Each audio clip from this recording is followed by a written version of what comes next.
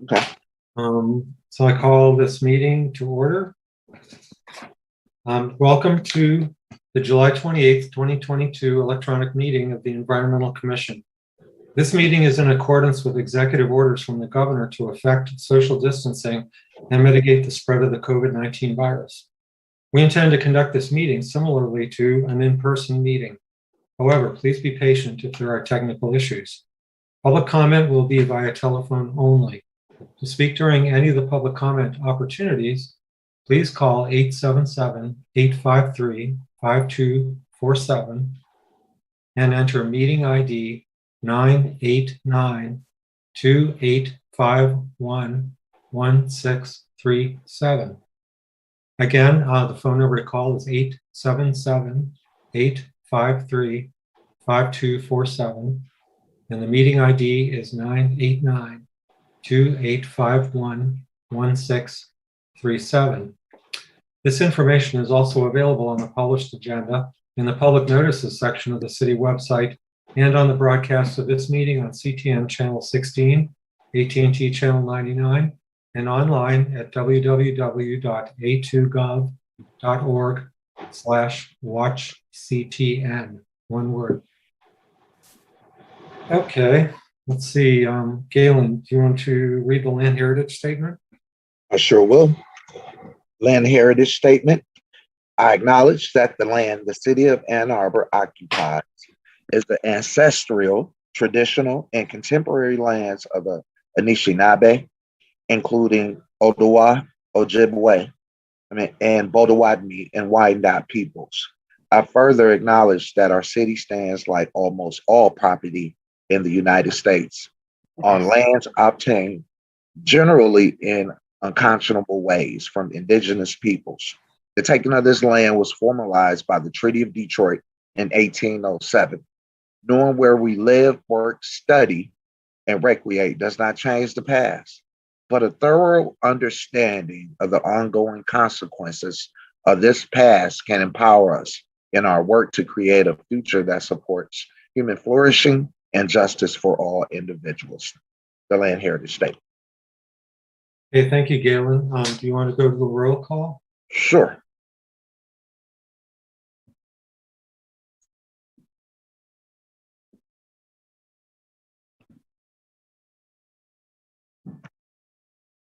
All righty. Commissioner Needham. Commissioner Needham.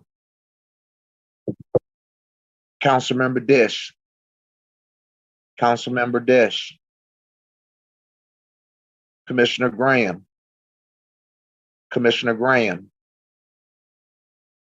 Councilmember Griswold. Here. Commissioner Collywart. Here. Chairperson Brown. I'm present here in Ann Arbor. Commissioner Mursky. Here in Ann Arbor. Vice Chairperson Mitchell. Here in Ann Arbor. Commissioner Vandenbroek. Commissioner Vandenbroek. Commissioner Oriole. Commissioner Oriole. Commissioner Marson. I'm present in Ann Arbor. Okay. Commissioner Gruber. Here in Ann Arbor. Commissioner Niedrich. Commissioner Niedrich. All right, we have a quorum. All right, thank you, Galen. So the next item on the agenda is the approval of the agenda. Do I have a motion to approve the agenda? Okay, Shannon, raise your hand. Do I have a second? Kathy, any suggestions for changes? I don't hear any, so all who approve the agenda as submitted, raise your hands or say aye. Aye. Aye. Okay, looks like it's unanimous. So the next item on the agenda is the approval of the minutes. Might I interrupt real quick? Sure. I missed Commissioner Gibb Randall. Present Ann Arbor. Yes, we got to fix that on Legistar. Ooh. Okay. Let's see how long that takes. So let's see. So let's move on to the approval of the minutes from the last meeting. So moved. Do I have a second? Bridget Gruber seconds the meeting. Seconds. All who approve the minutes as written, raise your hand or say aye. Aye. Aye. Any opposed?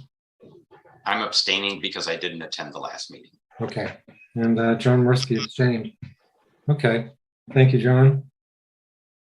So let's see. The next item on the agenda is public commentary. So this is the first of two opportunities for persons to speak for up to 3 minutes. Please call 1-887-853-5247 and enter meeting ID 989-2851-1637. This information is also displayed on the meeting agenda and the video feed. City staff will select callers that have raised their hand one by one using the last 3 digits of your phone number. In order to electronically raise your hand and indicate your desire to speak, please press *9 on your phone. You will hear an automated announcement that the host is allowing you to speak. When speaking, please move to a quiet area and mute any television or background sounds so that we may hear you clearly. Please state your name and address at the beginning of your comments. And be patient, there is a delay of up to 30 seconds before a connection is established. So again, the number to call is 877-853-5247. And the meeting ID is 989-2851-1637.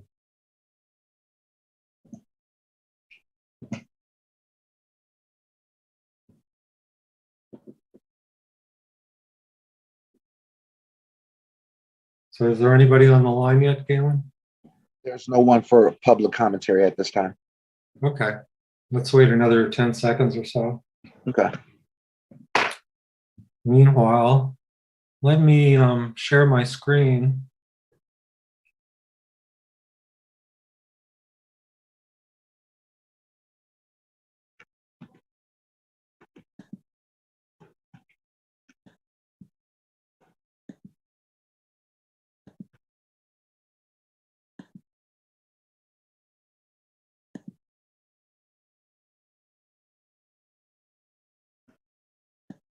Okay, can everybody see this? Yep.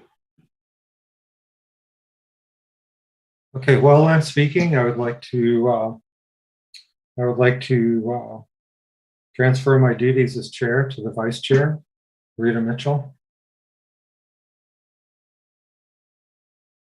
Is that okay, Rita? I'll do it. Thank you. Okay. So let's see, is there anybody still on the line, Galen? There's no one. Okay. All right, well, thank you. This ends the public comment period. We will have another one at the end of the meeting. Thank you. So I thought it was high time, like I have been following Pfas contamination for several years as a member of the Sierra Club. And I thought it was time for me to maybe present some of the information to the commission and the general public here in Ann Arbor.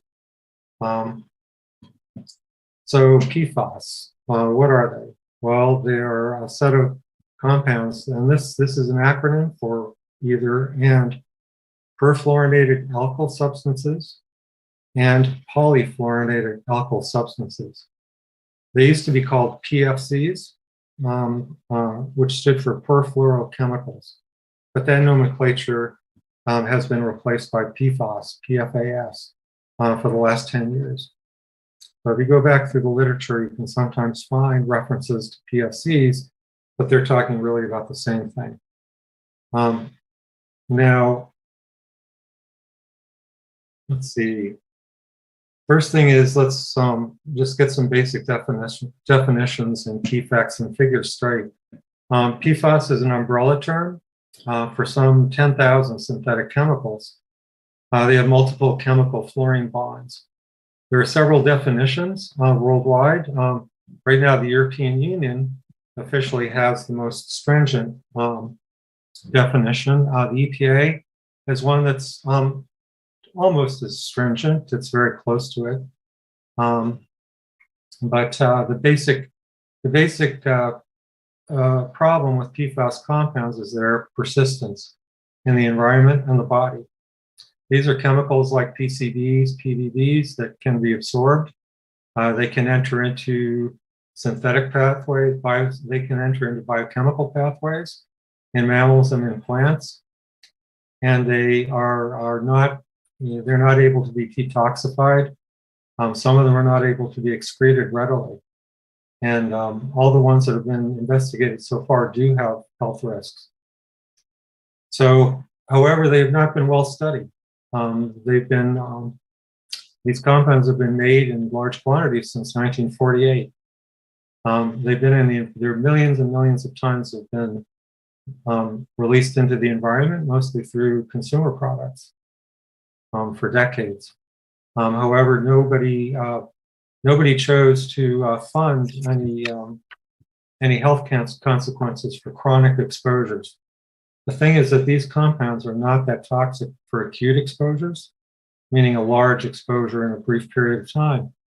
But the chronic exposures of small amounts over a long period of time definitely perturb metabolism in people and various other organisms in the environment. So the traditional PFAS compounds were called PFOS, for PF octyl sulfate, and PFOA, which is PF octyl acid. And these are what are called legacy PFAS compounds, because, for example, PFAS were used for firefighting foams since the 50s, especially in airports and by the military, and for tank farm fires. Michigan recently, the MPART program here in Michigan, which was founded in 2018 by Governor Snyder. MPART is an interagency task group that was tasked with looking for PFAS contamination in Michigan and trying to mitigate whatever pollution sources are recognized. So they went out for drinking water first, and then for wastewater treatment plants, and then for biosolids. So the state investigated the majority of the drinking water supplies in Michigan, first of all. And then the second of all, they went to wastewater treatment plants that had industrial pretreatment permits, because industries in Michigan can apply for a permit to release their industrial wastes to a municipal wastewater treatment plant. They only need to report hazardous substances that are in those, but PFAS and PFOA were not listed as hazardous substances until last year, even though their health effects were known to industry as early as the 1960s. But there was no requirement that they report their health data to the government. So this all became public when a lawyer was visiting his mother in Parkersburg, West Virginia, and noticed and heard that a local farmer, his cattle were getting black gums and dying. There's a good documentary film that can be found online called The Devil We Know, which is a quote from one of the DuPont executives. There was manufacturing PFAS, PFOA at this plant in Parkersburg, West Virginia, on the banks of the Ohio River. So PFOS and PFOA, this was discovered and publicized by this lawyer, Rob Belot, he lives in Cincinnati, and that resulted in an increased public awareness and a consent decree that was agreed to by DuPont because they had contaminated some 60,000 people in that region for many decades. And so the results of those studies were published only a few years ago. and it was called the Committee of Eight, which makes it very hard to find. But there are online resources. Just Google Committee of Eight, and you will find their public report. However, the EPA was aware of these data back in 2010 and aware of the problem. And so they initiated conversations with industry, and there was an agreement made that by 2015, American companies in America could not produce either PFOS or PFOA. However, they're still allowed to import it for making products. The EPA has not acted on this until 2 years ago when President Biden appointed Michael Regan, who had formerly been the director of the Department of Environmental Quality in North Carolina, which has the other which is another major contamination of the Cape Fear River in North Carolina and some 12 counties surrounding this plant, this Compost plant, which was a spinoff of DuPont. There were 12 local counties whose groundwater was contaminated with PFAS, with a different kind of PFAS called Gen X. However, there are many other compounds that were made and released at that facility in Fayetteville, North Carolina. So Michael Regan was aware of the problems of PFAS and what North Carolina had to do to deal with it, these multiple widespread contaminations. And so he has put EPA into gear. And our local delegation here in Michigan, Debbie Dingle, Ann Kildee, and Fred Upton, which are all congresspersons from Michigan, have been principal actors in drafting and submitting bills to Congress for the last 4 years about getting the Congress to pass legislation that will make it much, which will fund the studies that are required and some of the remediation that's required. But you'll see that there's no way there's enough money in the world to clean up the environment after so much of these compounds have been made and released for such a long time. So in 2015, the EPA established public health advisory levels, which are non-regulatory. They're just advisory levels of 70 parts per trillion each for drinking water, PFOS and PFOA. However, Michigan, through its MPART activities, enacted MCLs, or maximum contaminant levels, for 7 PFAS, including these two in August of 2020, and these values were about 10-fold lower. So other states have acted since, and they have all set limits at various levels, but they're all in the single digit, in the single digit of parts per trillion. The part per trillion, the 70 parts per trillion, is basically a drop of water in 20 Olympic-sized swimming pools. So that's the level of contamination that's considered a health threat for chronic exposures. And so the EPA just on June 15th, announced new HAL values for PFAS, which are 1,000 times lower. They're 0.2 parts per trillion. And PFOA is even lower at 4 parts per quadrillion. And that's based on more comprehensive emerging health data. EPA is going to go through its review process and include public comment, and they plan to set MCLs this year for PFOS and PFOA. However, the regulatory process, is very slow, and it will take, given that there are some 10,000 synthetic chemicals that are classified as PFAS that all share the property of persistence, most of whom have not really been studied for toxic effects. And they are, and so the regulation of those compounds will take quite some time, many lifetimes, using the, given the current system that's used for regulating synthetic chemicals. So these two chemicals have been manufactured and sold since 1943, and they can be measured in blood worldwide, including in Arctic Inuit populations.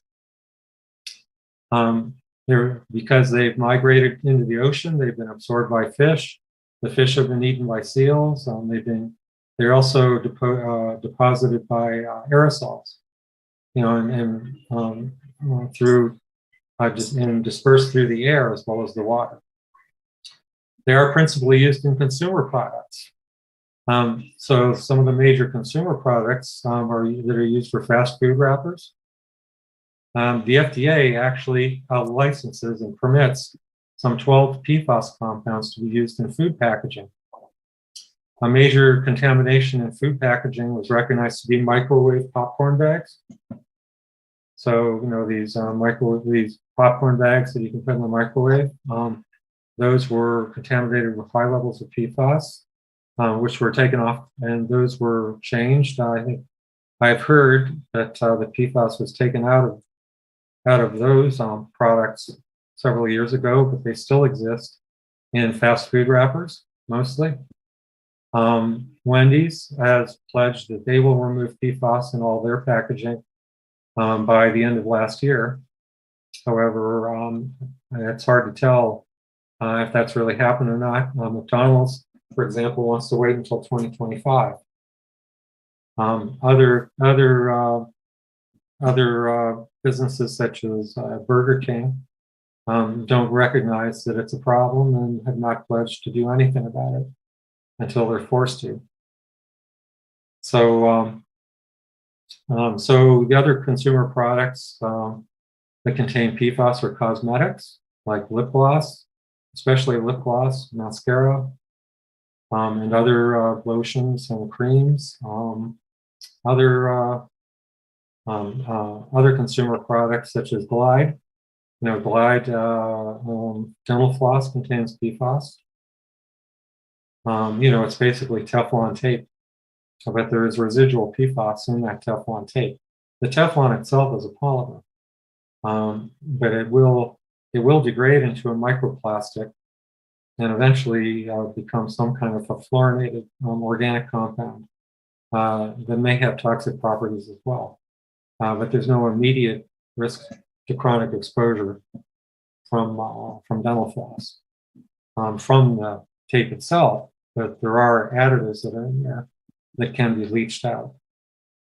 Now, the key thing to understand about all these compounds is that they persist in body tissues, and they're unlike other toxic chemicals that tend to accumulate in fat.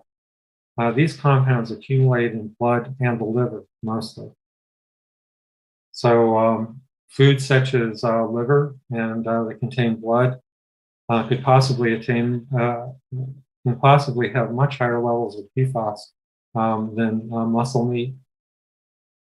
And the legacy compounds, PFOS and PFOA, they also have the property of bioaccumulation. That means that if the water has, say, 1 part per trillion PFOS, the fish will accumulate up to 1,000 parts per trillion of PFOS. So the biological concentration factors of PFOS and PFOA and other larger compounds like of that same size, which have 8 carbons in them, they will all bioaccumulate. And they take many years. They take many years to be eliminated from the body. Some on the order of 5 to 10 years. And these compounds, all of these compounds are also very difficult to destroy. There is no industrial scale facility that demonstrates proper destruction of PFAS. It requires incineration temperatures of greater than 1100 degrees centigrade, and plus some assisted oxidation properties. There are several technologies that are in development, but only on the laboratory scale. It's very difficult to destroy these, and so the recommendation from environmental NGOs, from all of them, is that incineration is not a proper means of disposal or treatment of PFAS contaminated materials, because there just is no process that can suitably destroy them without releasing them widespread into the air and have them get deposited in the ground to contaminate groundwater. So I'm happy to take questions as I go along. I should have said that earlier. But anyway, moving on here. So the industry response to the public revelation that PFOA and PFOS were toxic was to do what we call now regrettable substitutions. Because, for example, PFOA was replaced by Genex, which is the compound that's contaminated the Cape Fear River for decades. As you see, it's chemically very similar. The only difference here is that there's an oxygen here. But they still have the common PFAS properties of polyfluorinated carbons. Each of the nodes in this stick diagram is a carbon. I don't think most of you are familiar with seeing chemical structures. But the O is oxygen, the H is hydrogen, F is fluorine, and then these nodes here are all carbon atoms.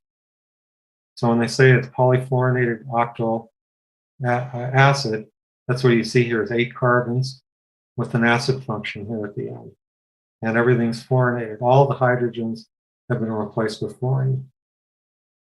And similarly with PFAS, where instead of an acid here, a carboxylic acid function that's called, we have what's called a sulfate or a sulfonic acid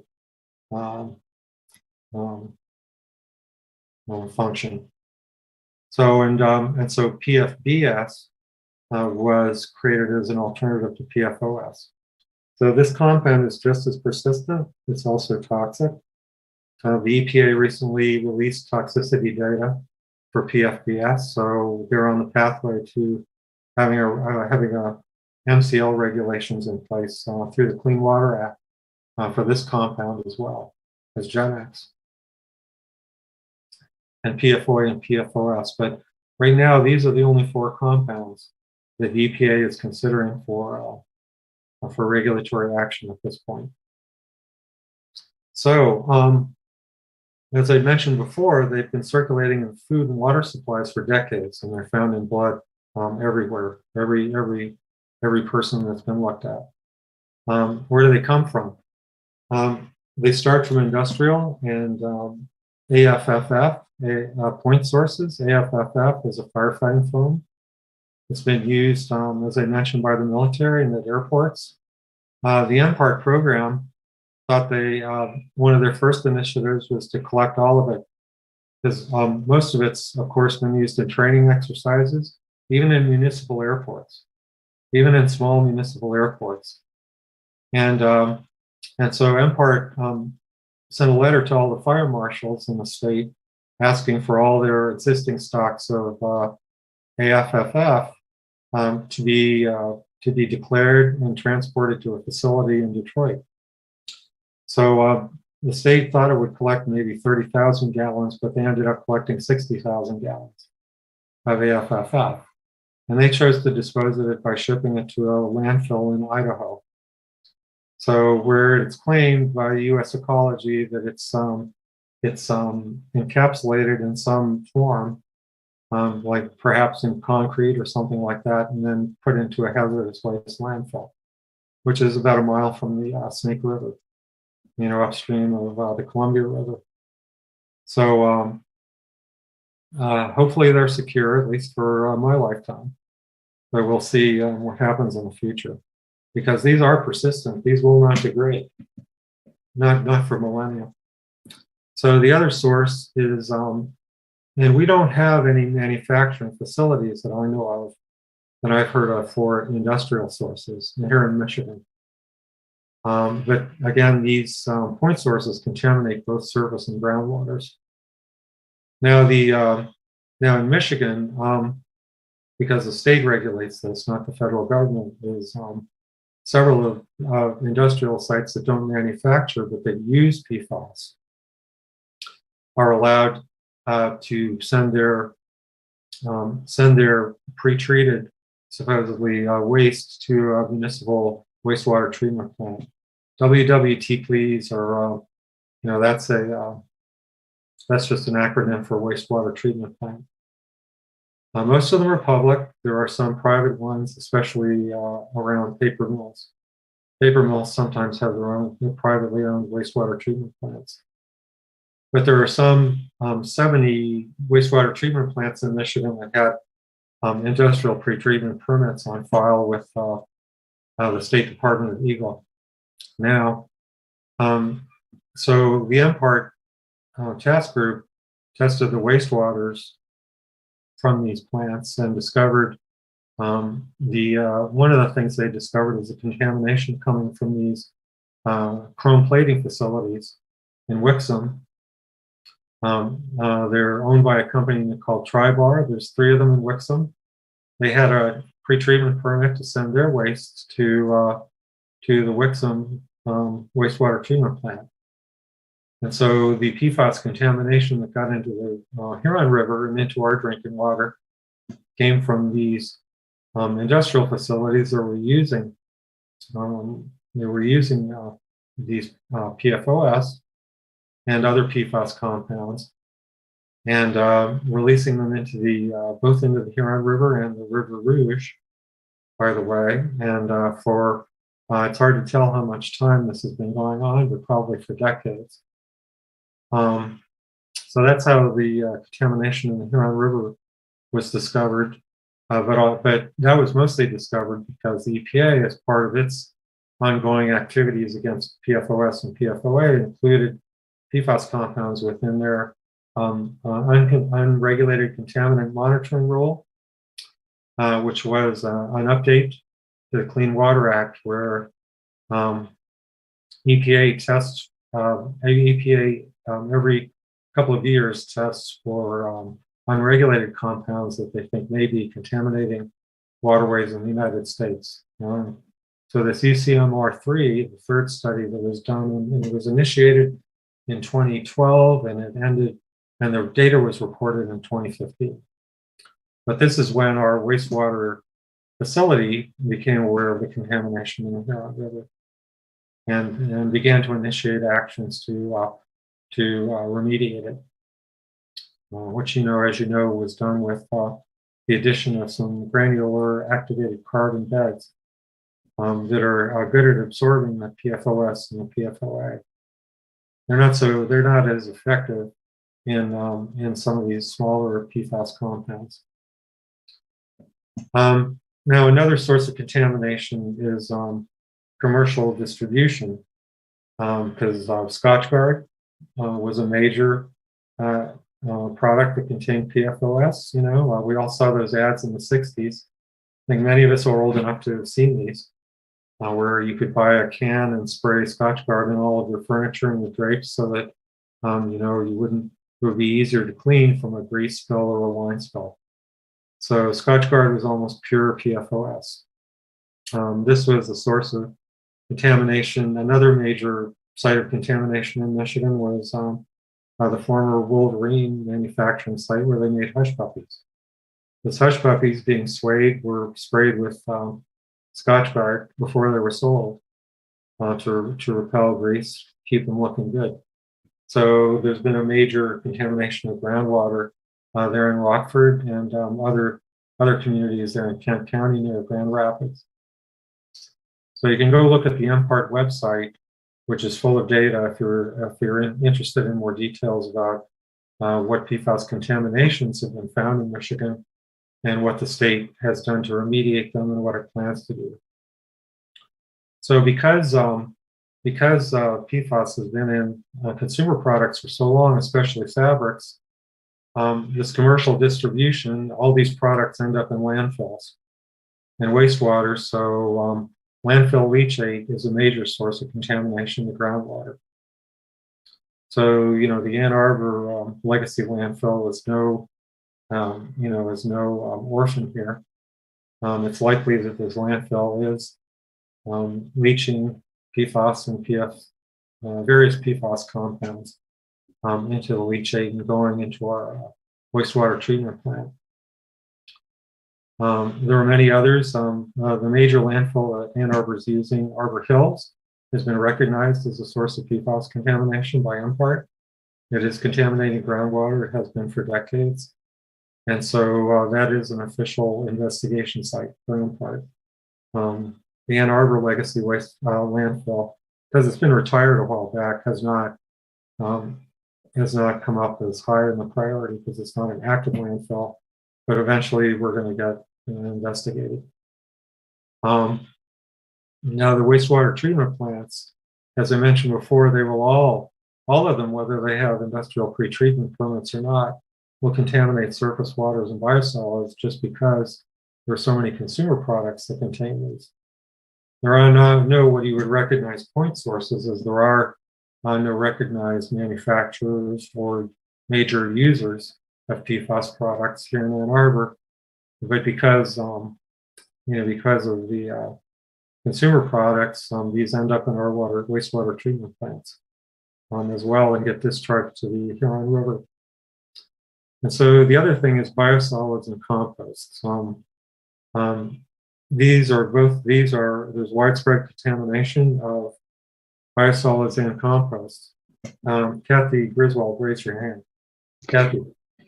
Yes, I took a tour of the water treatment plant, I don't know, a few years ago, and there was a discussion about how we used to sell or give our biosolids to farmers. They would come with trucks or tanks and haul it away. And I'm wondering if that's still being done. And they would get it to put on their fields. It's still being done. It's a common practice, and as far as I can tell, it's still being done. Oh, okay. As of last January. Actually, council approved a contract with to the provider, and I can provide that information to you if you like. Do we have to test to determine how much PFAS is in the biosolids before they go out? Well, there is no regulation as yet, either at the federal or the state level. However, MPART has issued guidelines about what you should do with it if you measure PFAS. You're not required to measure PFAS in your biosolids, and you're not required, and there are no requirements, legal requirements about what to do with them, but there are guidelines. Just like there are these health advisory levels that the EPA has issued for drinking water, MPART has done that, and EPA is working on that as well. And they may have some more detailed guidelines and some regulation later this year or early next year, because they're moving quite fast, as fast as they can. But I have information about what Ann Arbor does with its biosolids, who the contractor is. MPART, the state of Michigan has been really good compared to many states because this information is all publicly available. If you go to mywaters.com, the state has registered for many years which wastewater treatment plants go to which agricultural fields. Have sent their biosolids to which agricultural fields. So Ann Arbor did measure its compost, its municipal compost 3 years ago. And I've mentioned this before at the Environmental Commission, but it does have compost, it does have PFAS contamination. Other composts, in both municipal and just yard wastes, have been tested by principally by a professor at Purdue University named Linda Lee. So she's published scientific studies of PFAS levels in biosolids and compost. So our compost ends up, somewhere around the median of what's seen nationwide here. So of course, when these biosolids and composts are spread on agricultural fields, plants will take up some of these PFAS compounds. They'll take up the shorter chain ones, the regrettable substitutes, and you'll absorb them, or the cattle that are feeding on them will absorb them. And then we'll all end up getting exposed through that way. And the longer chain legacy PFAS tend to bind to soil more than water. So the wastewaters are not as contaminated by the older, they're in the soil, but they don't get taken up by plants as readily, and they don't get discharged into the wastewater, into the groundwater as readily as these newer, smaller PFAS compounds. So Rita, you have your hand up, and then Shannon. I wonder if you know the source of contamination in the compost. Is there any way to determine that? Well, yard waste comes up much lower than food waste. So because it's been contaminating the food supply for years, there's a basal level there. But the really egregious part is the fast food wrappers, like contaminated pizza boxes, fast food wrappers that have cheese stuck on them. People will compost those, instead of throwing them in the trash. If they ended up in the trash, they just end up in the landfill. You get leached out eventually. So they end up in the compost that way mostly. So that's why I think the most important policy prescription right now is to prevent. I'll get to this later. Does that answer your question? Yeah, I guess one thing that I think of though is there are some compostable containers that have some kind of lining, and I just wonder if that is a PFAS product, the liner. Yeah, there are ways of testing that. That's very hard to find any information about that. Yeah. What Okay, I've thanks. done, what I have done is I've, when the family goes out and gets takeout, I look at the label, and I look up, I Google it, and I look at the patent literature as well, and see what's in there. And many of these most of these paper products that are substitutes, are copolymers of, for example, polyethylene, something like that, that's been combined with some oxygenated other polymers, that none of which contain PFAS. So most of the ones that you can look at, the industry's known about this problem for a decade now. Word has gotten out that the EPA is going to do something eventually. So most of the stuff I've seen in Ann Arbor here, outside of the large fast food companies, is relatively clean. Things you get at Whole Foods, like Amazon, for example, lets you go PFAS free 4 years ago, 5 years ago. So Whole Foods supposedly has had no PFAS in their packaging for 4 or 5 years. So Shannon, you have your hand up. Yeah, two questions. One, just following up on what you just said. It would be great if it could, because I'm sure, it's been a long time since I've had chemistry, Stephen. I'm sure many of us in the Zoom room are feeling the same way. And so I'm really grateful that you have this expertise, because I am so far from that. But I think what could be really practical for our city is to have somebody like you make recommendations of compostable takeout products that could be like a safe list that a restaurant could like look up and say, oh, these three from, these three manufacturers or whatever, that they don't have to have a degree in chemistry to understand what the issues are, so that we can just have kind of a quick and dirty, like, we know these are relatively safe, and they're doing the right thing, and you can order from these outfits, and you're gonna, you're doing the best that you can within the confines of, which I'm sure there's all kinds of, like, nothing seems like is completely, fine, but they're certainly less bad than others. Sure. So that would be like a fabulous thing, I think, for just our local restaurants, things like that, to be able to, because, I certainly put the compostable stuff in the compost bin, and boy, it would just kill me if I'm like putting PFAS stuff into the compost bin. So I would just put it in the trash, but it would be great to have some sort of easy resource for places to be able to kind of order from. So that's one thought.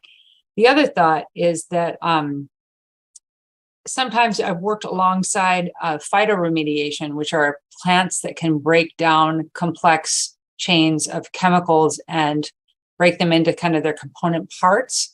And I'm wondering, and there's certain plants that work with certain kinds of pollutants. And I'm wondering if there's been any research done on that with any of the family of PFAS chemicals You'd mentioned, some stick in soil more, some stick in water more, but there's really been some exciting things that have been happening with some of that on some projects that we've worked on. And I'm just wondering if any of the research or industry, or there's been any kind of exploration of that field in relation to this issue. Yeah, I'm aware of that kind of technology, but what do you have to? What the bottom line is that the carbon fluorine bond is unnatural. Oh, It does not exist in nature. Nothing has evolved. No living creature has evolved any means of detoxifying it or changing it. interesting. These compounds, I should have been clearer about that earlier. Yeah. Huh. So, you can do things like, so you can, sure, because plants will take it up, you can do that. But then what do you do with the trees? No, obviously. Right. It's more like that they will break some of the other phytoremediation projects that we've been kind of alongside of. It breaks them down into component parts. But what I hear you saying is that this doesn't exist in that world. And so there's been nothing that's evolved to be able to make that strong of a disconnection between the fluorine and the carbon. Yeah, there's no natural means of destroying these compounds. That's why they're so persistent. I see. The other useful thing that makes phytoremediation a useful tool sometimes is that you can bioconcentrate. You can concentrate the toxin. Like that's meant for arsenic, I know, and selenium, cadmium, things like that. But again, I mean, these are things that will, those are kind of metals that will show up in the ash, but the Pfas will get volatilized in the smoke. Oh, interesting. And just get dispersed elsewhere, wherever it's burned. Yeah. So are you advocating then that biosolids should really just like go to a landfill? Is that what you think should happen? Well, that's what several states in New England have done already. It's what the environmental community advocates for. It's going to present a substantial, cost increase for the city to do so. Right, because those landfills are not cheap to dump stuff in. That's for sure. So, and the shame is that it is a very good soil amendment. I know. Very good soil amendment. So and the companies that deal with this, there's so much resistance and denial because they don't want to lose their business. But on the other hand, what are you going to do? Everybody has to, if enough people protest so that these synthetic chemicals are regulated more properly, there's not much you can really do about the PFAS that's distributed at a basic level now. But at least we can maybe pass legislation that will prevent it from happening again. Yeah. That's what the European Union is doing right now. So, Kathy. Thank you. Yes, I hate to be this specific, but my family used to have a hog farm, and all of the manure and waste products would fall down and then be taken away and spread on farms. And so I'm wondering is that a source of PFAS as well? Not nearly as high as the biosolids from wastewater treatment plants. Yeah, that's been looked at. Oh, okay. Yeah, many CAFO operations. I mean, the manure that even comes out of CAFO operations, they're not significant sources of PFAS contamination compared to wastewater treatment plant biosolids. Oh, okay.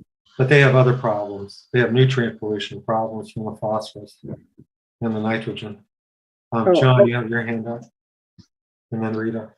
Yes, the problem with sending biosolids and compost to landfill is that it turns into methane, and methane then is a greenhouse gas. So you're sort of damned if you do and damned if you don't. I'm interested in the next part of Steve's presentation about the comprehensive solutions, and Shannon, to your comment about informing local businesses. My hope is that we would take any efforts that or any resources that we have and apply them to efforts that are hopefully more broad-based and have an equitable impact.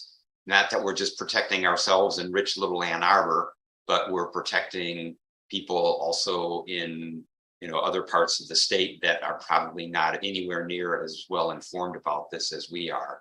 And I'm interested in hearing from Steve, maybe at the very end of this, what specifically the Environmental Commission and City Council can do as groups and as individuals to address and promote some of these comprehensive solutions that he's talking about.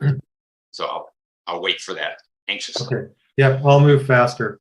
Yeah. I hope I'm not putting anybody to sleep. Rita. Well, this is a micro version of that question. Is anyone working with dentists to suggest that they move away from Glide dental floss? Yeah, of course. I'll get to this later. There's a couple of, of course, because there are no disclosure requirements, you need to test these products. So there are several environmental NGOs that have been spending money for years, including like the Ecology Center here in Ann Arbor and the Environmental Working Group. So I have URLs to those websites at the end of my presentation. So anybody can look at those and get the latest information about what products have been tested. And so I'll talk more about that later. So what are the comprehensive solutions here? First of all, you need to define PFAS as any chemical having at least one carbon atom fully fluorinated.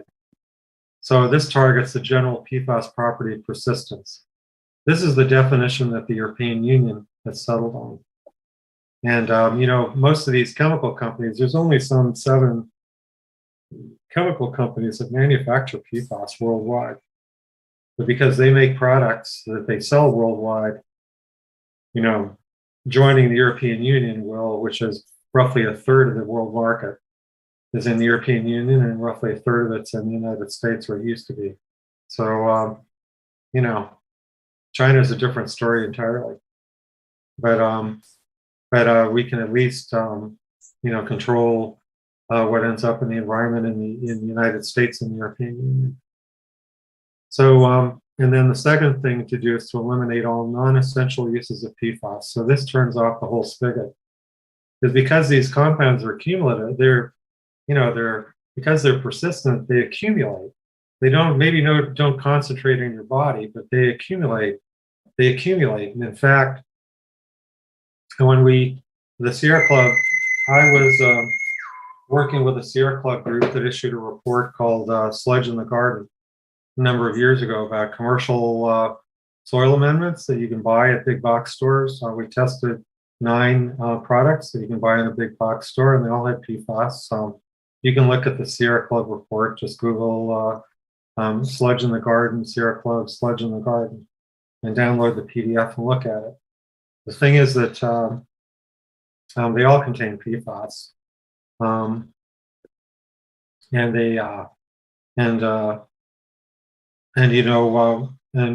we used the standard EPA approved assay for this, but we also did something that I've been recommending, is where you do a total organic fluorine analysis. Because the point here is that there are some 10,000 PFAS compounds that are registered. Some 200 to 300 of them have been made in large quantities for a long time, but it's hard to tell. That data is not publicly available. It's hard to tell which ones were made and where they ended up, in what quantities. However, we use this total organic fluorine test, which really measures anything that has a carbon fluorine bond in it. So it's basically a comprehensive test. Because you have so many chemicals, you cannot test for all of them in any given assay. So however, a total organic fluorine assay, which is available finally here in the United States, can give you an upper bound for how many PFAS compounds are in a particular sample. And we did that with these 9 soil amendments, and we came up with parts per million. Not parts per thousand or parts per billion, but parts per million. The biosolids and composts tend to be in parts per billion range. Drinking water and waters tend to be in the parts per trillion range. They can be in parts per billion ranges. The biosolids can be in the parts, or generally in the low parts per billion range. But if you look at total organic fluorine, it's in the parts per million range. Now, then the next question is, what is this? And probably a large amount of it are polymers. They're like Teflon that's degraded to microplastics that are in the biosolids. So those won't be absorbed in the cells, but they're already in the environment. They will break down eventually over millennia. And who knows what products they'll be created. Just through, say, low-level natural processes. So, Bridget, you have your hand up. Yeah, I'm just wondering if you can give examples of what essential uses of PFAS might be. Essential, the European Union basically defines that, and there's a general agreement outside of industry as what that means. What that means is that you don't use it, you only use it for medical devices. And you may use it occasionally in manufacturing processes, not where it's deliberately added to a product, but where it's a minor contaminant of things like Teflon bushings and other things. I mean, these PFAS compounds are used in almost any a plastic molding device. So this is another problem. See, the PFAS, any plastic product that's made is sprayed with PFAS to help the product release from the mold. So this will also mean it's also a generic problem with any plastic product on the market. So you'll need to get rid of that sort of thing in manufacturing and find some other way of releasing. If you want to do blow molding and things like that, you'll need to find some other product besides PFAS. Anne, you have your hand up. Yeah, I was just curious, what's it sounds like in an industrial setting, they act as a lubricant, kind of in that capacity, but in consumer products, in cosmetics, in food wrappers, what is it about PFAS that make them used? Like, what's their compelling feature? Well, for example, mascara, it won't run because it won't, the PFAS are resistant and repel grease and water. So if your eyes tear up, or if you get some kind of oil or the oils from your skin, it will not cause the mascara to leak. It's a similar thing with lip gloss. It'll repel water and grease if you're eating or something, or lipstick. But it's in, it's hard to tell what else it's in, but these are the products that are where they're usually found. So non-essential uses means everything except a medical use where there are no substitutes. Sometimes some material is used for research purposes. Like there are some research equipment that needs to have plastic components that are basically a PFAS polymer. But they generally don't have anything that can leach out of them. But if you can look at the European Union website to get their draft list, they published their draft list a few months ago. And so everybody can look at that and see what they've defined as non-essential. The Nordic countries in Europe are more strict than the European Union as a whole. But what the EU recommendations are things that every member of the EU has approved. But the Nordic countries are generally stricter. And the most important thing is that we need to reform TSCA, which stands for the Toxic Substances Control Act, to invoke what's called the precautionary principle, meaning that you should not be allowed to make anything in ton quantities until you've proven that it's safe, both for acute and chronic exposures to people and organisms in the environment as well. So zebrafish, for example, are a good model for PFAS toxicity in fish. This is also part of the EU REACH program for regulating chemicals, but in the United States, you can still manufacture anything and sell it and just declare that it's generally regarded as safe without disclosing any data or very minimal data. So, it's really an open spigot. And so And so the executive branch only has the authority that's come through TSCA, through the Toxic Substances Control Act, which was first passed in 1976, but it's been diluted, since then. The last major revision were the Frank-Lautenberg amendments that were completed in 2016, which finally allowed, which finally said, well, the original TSCA did not permit the government to regulate any legacy chemicals. So, for example, 1,4-dioxane was not regulated, which is another source of contamination locally here, and that was not regulated. It still is not regulated because it was grandfathered into TSCA in 1976.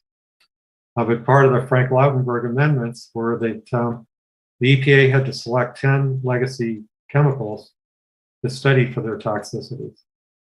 And so they selected 1,4-dioxane back in 2018 or so and published a report. So that's finally initiated some regulatory action on 1,4-dioxane. It's a more meaningful regulation. So this is something that is best done at the federal level.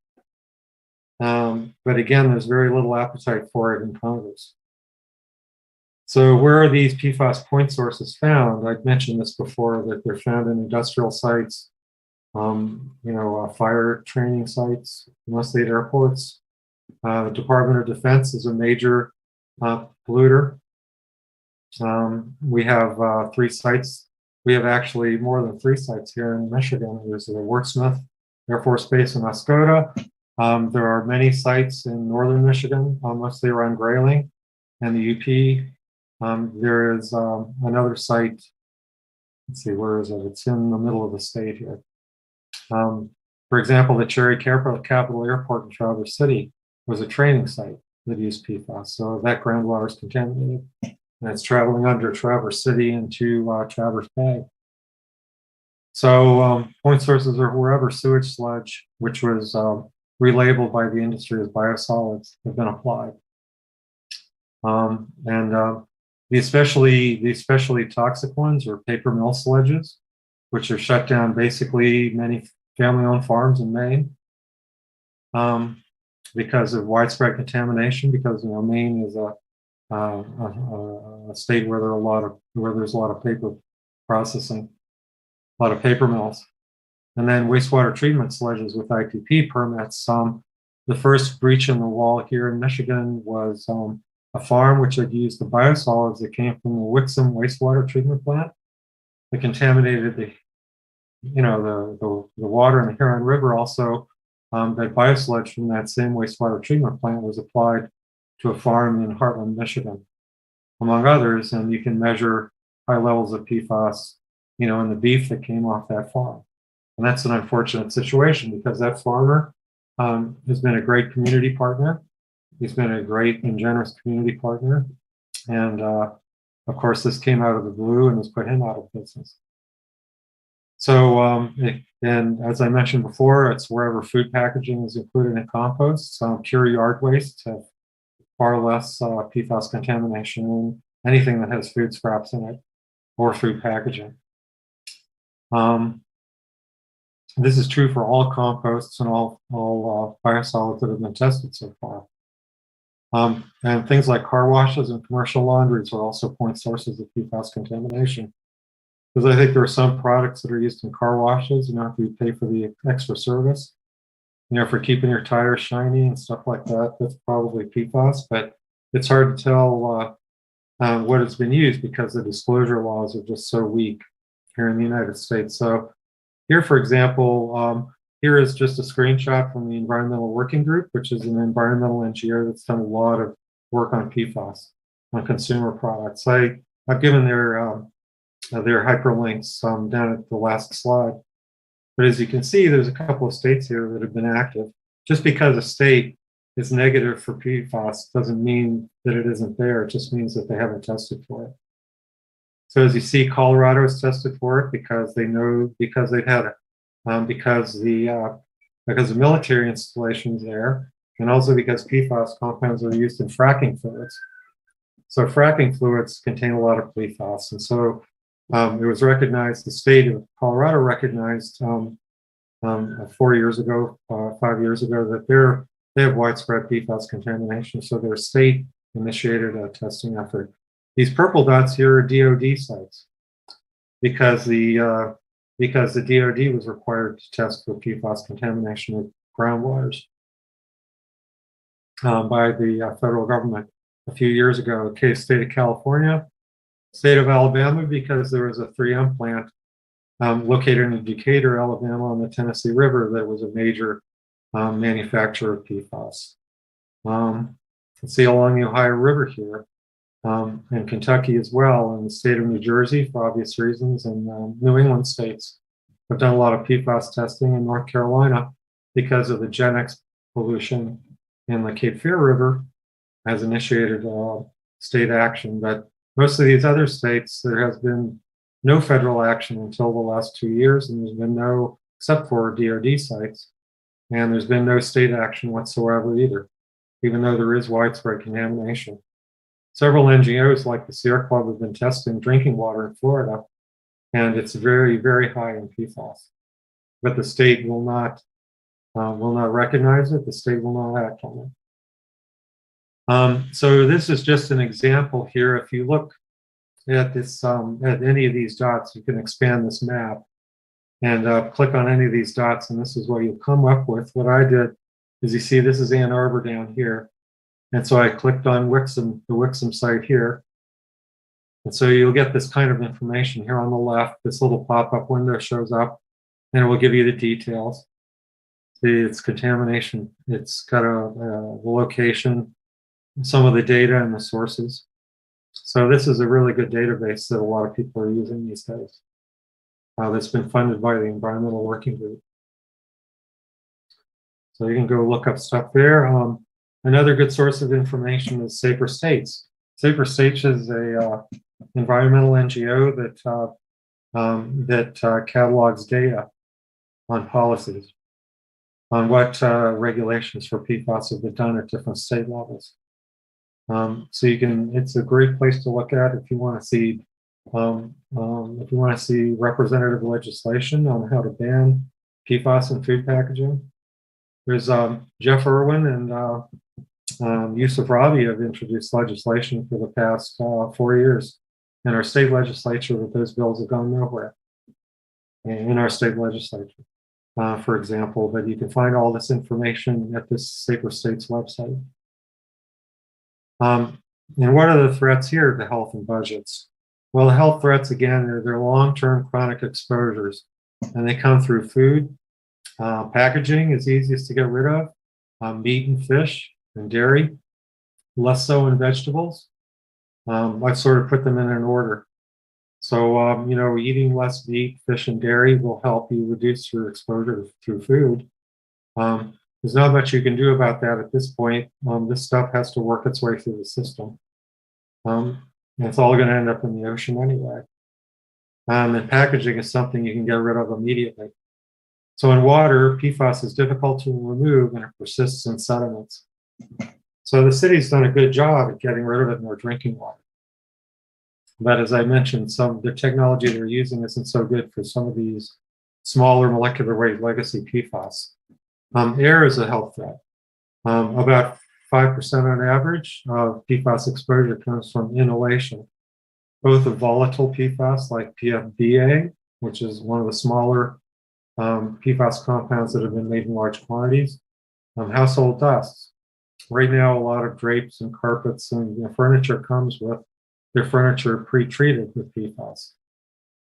You know, it's not necessary to disclose that until recently. So the carpet industry in Georgia, for example, has vowed that they will get PFAS out of carpets manufactured in that state. There's plenty of legacy carpet out there. So on the budget threats, the regulation is coming and the remediation is difficult. It's too expensive for most municipalities, too expensive for even the federal government. You know, so it's a basic situation where a small number of people have made some money on it, but they have offloaded the costs to everybody. and the external costs are going to be tremendous. It's going to be when I say it's difficult, it's difficult both technically and monetarily. It's going to be very hard to come up with the funding required to do a true remediation for everything outside of drinking water. For drinking water treatment, you have two technologies really. You have granulated activated carbon, which the city is using, and then you have reverse osmosis. There is a large water treatment plant for Brunswick County in North Carolina that's building a reverse osmosis treatment plant, and it's scaled to the same size as Ann Arbor's. So they have a budget. It's under construction right now. It'll be a few years before there's enough data to make most engineers comfortable about what to expect with that investment. But they've taken on this challenge because of the Brunswick County is at the mouth of the Cape Fear River. So they know they have highly toxic Gen X compounds, and many of them, that's the only way to remediate those. We can't remediate them through granular activated carbon, through GAC filters. Wastewater treatment is a far bigger challenge, and it's mostly because wastewater it starts out a lot dirtier than drinking water. The same with compost, the same with biosolids and landfill leachates. So the regulatory laws and actions are inadequate. It's too little and too late for most sites. So the comprehensive solutions, as I've mentioned before, this is just a reiteration. We've got to get the federal government to define PFAS using a strict definition that really treats the common property of all PFAS, which is its persistence in the environment and in the body, and eliminating all non-essential uses of PFAS and reforming TSCA. So the last slide I have here are these key information sources. Most regulations in the United States come from recognized health risks to people. So the ATSDR branch of the CDC, they're responsible for establishing health risks for chemicals. And they pass their data, they collect data, and they pass on. They don't have themselves any regulatory powers, but they pass on their information to other agencies. NIEHS, which is centered in North Carolina, does a lot of research, but they don't really have any regulatory powers. You can look at, there's a lot of these data that's publicly available that you can find on the Toxic Net here at the National Library of Medicine at this URL. You can look at the EPA website. This is the root EPA website for PFAS. You can look up the FDA, again, allows PFAS compounds to be used in food packaging. So you can find out on this website what they do and not so much about what they're doing about it. A good source of information is the ITRC, this Interstate Technology Regulatory Council. Some of the states have recognized that there's no adequate enforcement at the federal level, so they're all sharing data and recommendations on this website. I gave you a slide from Safer States. This is where you can find this information on PFAS regulation in different at the state level. Then there's some. I attended a PFAS conference in North Carolina on June 15th to 17th, and you'll find some information on this website, which is the latest publicly site where a special meeting dedicated to PFAS toxicity and regulation and was discussed. And I can provide a PDF of the agenda for anybody who asks me. The PDF hasn't been posted on the website yet. This is the UNPARTS website. I will tell you what the PFAS response has been in Michigan. Part of that website is that they give you a map of PFAS sites in Michigan and investigation sites, so you can look into that. And the environmental NGOs that are providing the best information here is the Environmental Working Group at this URL. The Silent Spring Institute, which is located in Newton, Massachusetts, has done a lot of good work. The Sierra Club here has done a Sludge in the Garden report that can be found at this URL.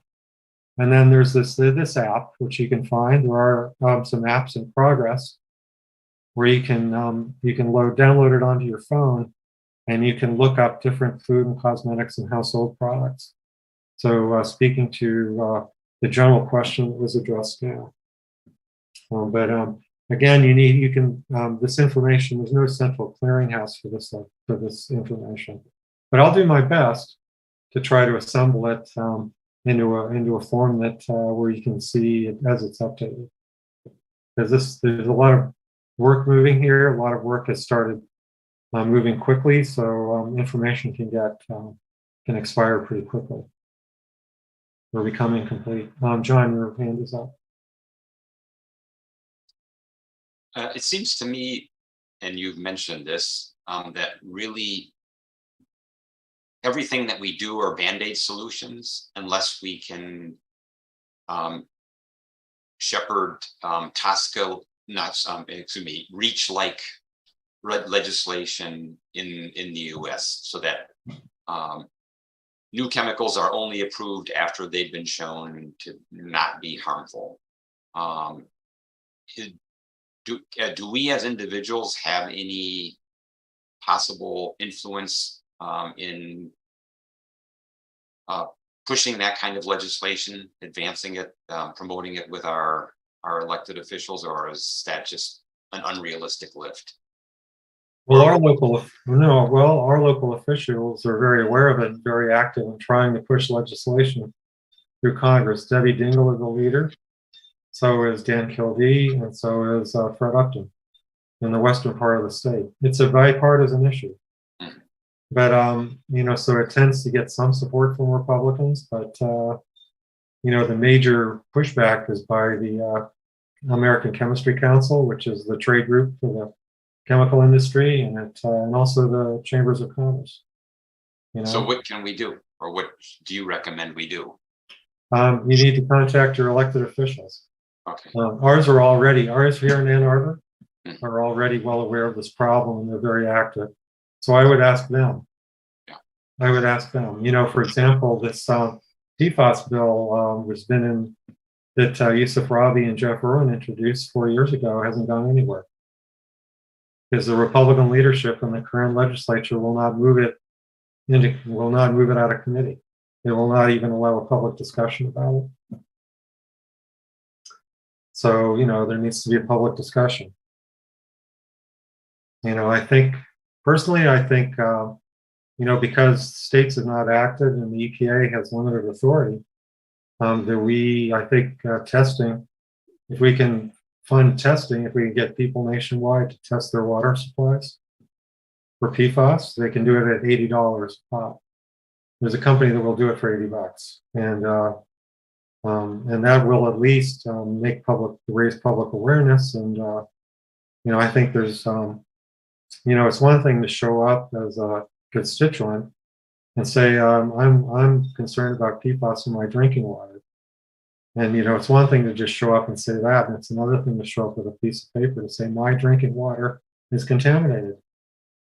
And how long has it been contaminated? And I want to know why, and I want to know what you're going to do about it.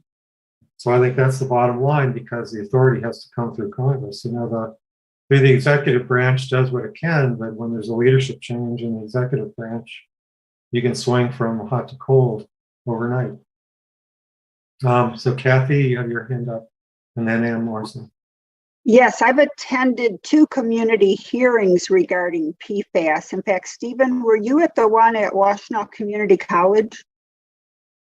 Yeah, that Huron River Watershed Council sponsored. Yes. Yeah, I was there. I think it was in November of 2020 or 2019. Probably 2019, before COVID. So there is a lot of community interest. Willow Run has a Superfund site because of PFAS. And General Motors seems to be quite proactive. And the last thing I want to say is, if you have city water, the city is already testing it for PFAS on a regular basis and reporting it monthly. Yep. Yeah, the city is doing fine. We spent some $1.4 million of our own money. So that brings up another point that the polluter pay laws have totally been made ineffectual. So I think it's important that the taxpayer not pay for this, but the industry that's made these compounds should pay for it. Everybody else is relatively innocent, but then the 7 companies that manufactured this, they need to pay the bill for everybody, because everybody else is just going to pass through. Anne, your hand is up. Yeah, I know there's a lot of focus on PFAS in drinking water, but I'm kind of curious about every time construction happens on a piece of property, does it raise the level of like PFAS that might be in the air? And is it something that should be like for instance, a couple of years ago at one of the Ann Arbor City parks at Leslie Science and Nature Center, we started an effort to build a playground, and in the course of that, we did some testing of the soil where they were going to place the playground, and discovered that there were a lot of industrial contaminants. And so a remediation effort had to take place. And so I'm curious, like, is PFAS something that an environmental company would test for prior to construction? And is there anything one can do about it? Would ask for it prior to construction. Yeah. No, there is no requirement there. In fact, I'm working with a group which we're trying to privately fund some air monitors around some of these Wolverine toxic sites near Grand Rapids. The MPART program in the state has been doing some work on air on air contamination from PFAS and air distribution of PFAS. But as far as I know, there is no legal requirement to do it, and this Eagle is not requiring people to do it. You know, the basic fact is that almost none of these are declared as hazardous substances. So until they're declared hazardous substances, the regulatory agencies are stymied.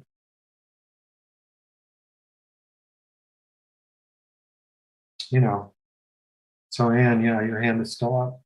Yeah, just is the issue that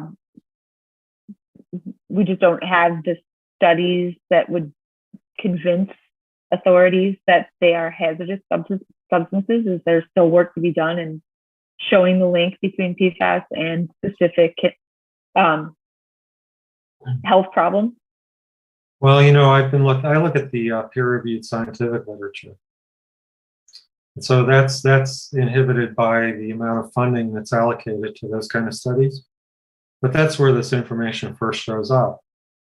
Then it takes generally like a couple of years for it to migrate into the press. You know, there are several local reporters that are very good on this topic now, but it takes a couple of years for the media, the general media, to take up these topics. And then it takes a couple of years after that for the regulatory agencies to take it up. And then it takes another almost a decade for the EPA to deal with it, because they have to go through their whole rulemaking process. So there's a significant delay. You know, you see just for PFOS and PFOA, it's taken 12 years since the EPA, you know, talked to the manufacturers, and the contamination in the Ohio River was recognized. You know, so it could be a good, it takes a long time. It takes a long time for the rulemaking to happen. Shannon. I'm just curious, this is really piggybacks on Anne's comment, and I'm going to hazard a guess here, and I'm just curious what you think about it. Just because I work with construction sites all the time, it seems to me that it would be more with like a brownfield kind of situation that you would really think about having higher levels of PFAS in the soil. And that I know Leslie Science Center had a very enthusiastic chemist that used to live there that dumped stuff all over the place. And so that doesn't seem like a very typical example to me of like construction and and, digging around. And I'm just wondering, Stephen, if you have an opinion about something like that. I mean, I can just tell you, there's no way with every construction project that you have to do a phase 1 or phase 2 environmental report, which would alert you to the fact that there was some sort of chemical, something happening there that would then make the soil more at risk. But that if you kind of pass through those, that it seems like it would be less likely that with any construction project, you could be volatilizing this into the air in a significant way. Does that seem reasonable to you or not really? Yeah, that's reasonable. Okay. Yeah, I didn't, I was just outlining the general procedure. Yeah. Yeah, it's not likely unless the chemicals have been disposed in a concentrated form. Right. But you know how common it is not to know that. That's right. When you're a buyer of a property and there's no disclosure requirements, and there's also because there's a list of what you need to test for, correct? But right. If a chemical is not listed as a hazardous substance, that's right. There's no requirement to test for it. That's right. Right. And so it wouldn't show up on a phase 2 report because it's not one of the ones that they would actively. I mean, yeah. Okay. Yeah. Already. So see, here's an example of chemicals that were made for 70 years, over 70 years, distributed widely in large quantities, and for which they're still not listed as hazardous substances. Yeah. I have one more question, and forgive me if I kind of missed this in the way that you were presenting things at the end. It seems like what you're saying is that our compost could be dangerous. We're spending all kinds of energy trying to figure out how to get more people to compost, how to get restaurants to compost. What is your sense of that? Because that's a big shift in terms of what many people are working on to try to make happen. And I'm just wondering what you think about that. Yeah, I mean, the unfortunate thing is that it's been circulating for decades. It's everywhere. So the costs of fixing it are high. The current levels are probably, it could be an issue for the most vulnerable population, which tend to be kids. Young kids under the age of 5, from conception till the age of 5. It's hard to tell because there is no hard health data. And they're very hard to avoid. I mean, these compounds are still in consumer products. So what I tell people is, what we can do is just stop putting fast food wrappers into our compost. The food is another thing. I mean, the food itself is probably okay. There's nothing you can do about that.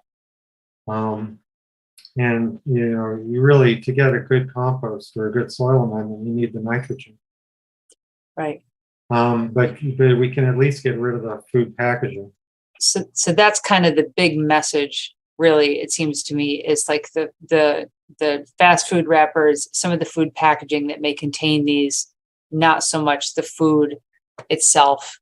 There's probably some level, like you're saying, of background in many things in terms of our food, but you're advocating more for the food container and food wrapper piece of it rather than compost just made with food. Am I right about that? Or that's correct. Okay. Because it's going to be impossible to get rid of. It's going to be impossible to reduce it until we can ensure that people have to test for it. Yeah. And not added intentionally. Okay. There just are no laws to that. Okay. Thank you. So, John. 15 seconds. Could you make a presentation in a future meeting contrasting US TSCA versus European REACH?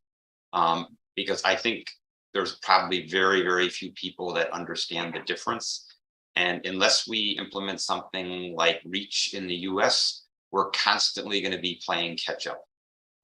There's just going to be all these new chemical compounds that are introduced, and there's going to be no requirement on chemical companies to indicate what their toxicity is or what their other environmental impacts are or human impacts, and we're constantly having to catch up. Whereas in Europe, by passing REACH legislation, they haven't been set back into the dark ages they're still able to have a thriving economy. And I think it would be really important for people here to understand the difference between the two regulatory approaches. Yeah, absolutely. No, It doesn't I'll have do to be that. long. I just, 15 minutes, 10 minutes, just so people understand the difference. Yeah, I know I've taken up over an hour here. So, okay, we'll do. Rita, you have your hand up. And then we should move on. It seems to me relating this to Shannon's question or comment that this might be an opportunity to do some communication about the solid waste and inform people to avoid trying to compost wrappers of any kind. Right? Well, it'll end up in the trash and then it'll end up leaching out of the landfill eventually. So, I guess you're damned if the you are. question is, where do you want to go? Yeah, it feels like we go should to- have some message for the public in some way. Yeah, I know. I'm struggling with that myself. There are no good solutions anymore. Okay, well, why don't we move on? I think I'm happy to answer anybody's question if they want to email me anything. Meanwhile, we have these information sources folks can look at. So I'm going to stop sharing the screen here. And let's move on to the next item on the agenda then. There's no unfinished business. We have no new business. So we have reports from committees, other commissions, council, and chair. Let's start with planning. All righty. Two things. One is we just got a presentation on a proposal called the Village, which is is basically kind of tucked into a corner of Pontiac Trail and Duvarn. Is, if you think of the corner being out, it sort of folds its way through there. 561 units, 65 acres, and it's still in the kind of rezoning phase. But it's probably, my guess is, the last big piece of land that Ann Arbor has in terms of development of this size. It's a site that has been, it was a dump site, parts of it for a lot of years. It's not pristine by any stretch of the imagination in terms of its environmental history. There are some nice trees on it for sure. There were a lot of questions that we had, and it's going to be coming back for rezoning. When there's rezoning involved, we have a little bit more power to ask. And so I think every commissioner in all their comments really tried to hit home the idea of electrification with this project. And they are going to come back with had done some homework, but are going to do some more homework with that. So this feels like an opportunity with this many homes, this much energy being locked into that for so long. I think because of the rezoning, we're going to see what we can do as Planning Commission, which ordinarily that is not what we have any control over. We can ask nicely, try not to completely alienate them, but we can't. There's no teeth. But with the rezoning, we have a little bit, again, sort of a sideways power coming in there to be able to do that. So that's one to watch as it relates to our A20 plans. And then we also had a public hearing input session on the newest transit corridor development area, which is going to be on Stadium. That's what we're looking at right now. We got a lot of public comment. We have continued to get public comment through emails. It's people are kind of all over the place. There's some people that really don't want it. There's some people that love it. It's been all over. I would just say with this that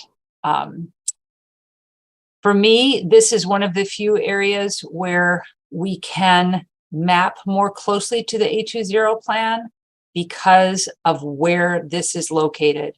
The whole idea of this kind of zoning is to be able to get housing on our transit corridors to make it easier for people to take transit instead of their car.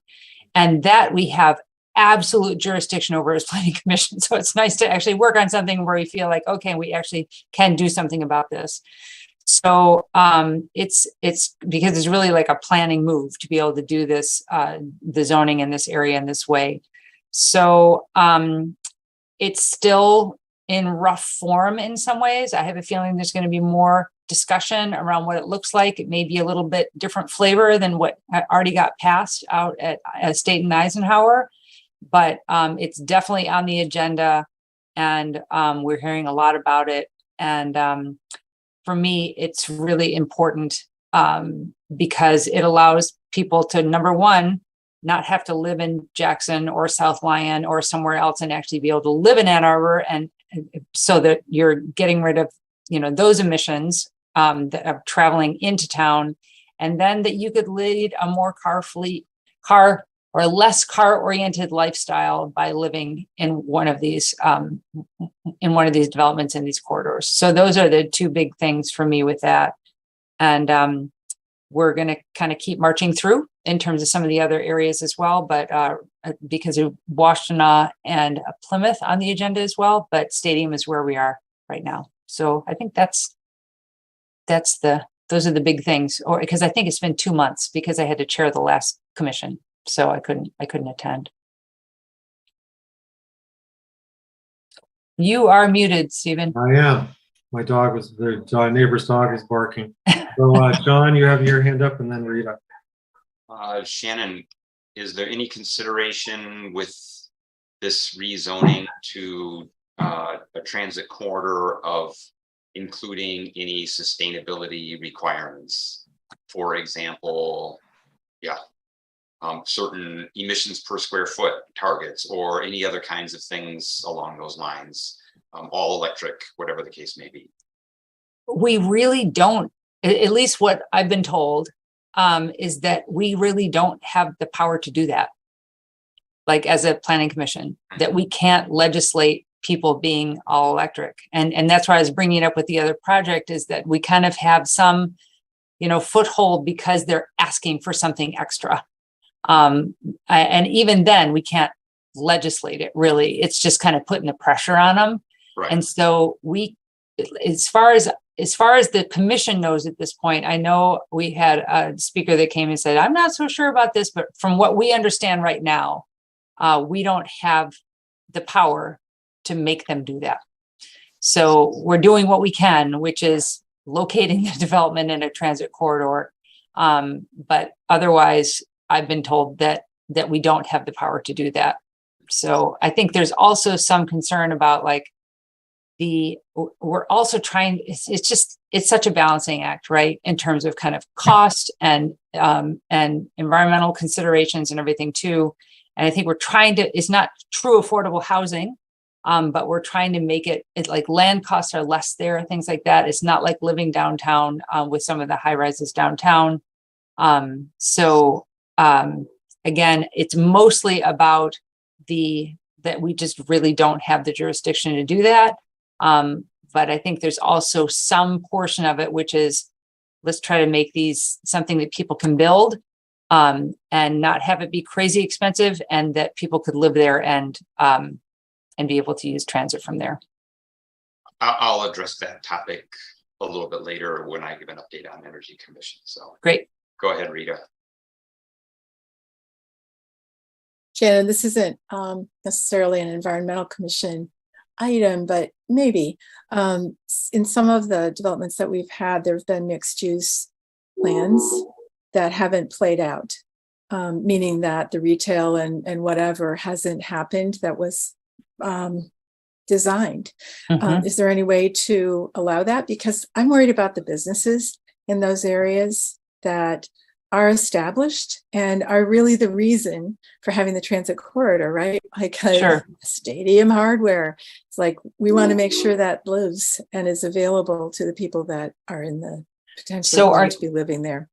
let me make sure if I'm understanding your question. Are you saying, is there a threat to other businesses because we would have a retail, we're asking for mixed use and there would be a commercial level to it on the first floor? Is that what you're? I'm concerned that the history that I see in some places is that the retail hasn't played out. I think it's because the square footage is too expensive for a business to stay in, particularly a smaller local business, that the expense, as exemplified by the George, that's now going to be housing, not the proposed retail that the community really wanted, that immediate community. Yeah. So how does that play out? It's really hard because so much of that is market driven and we have no control over that.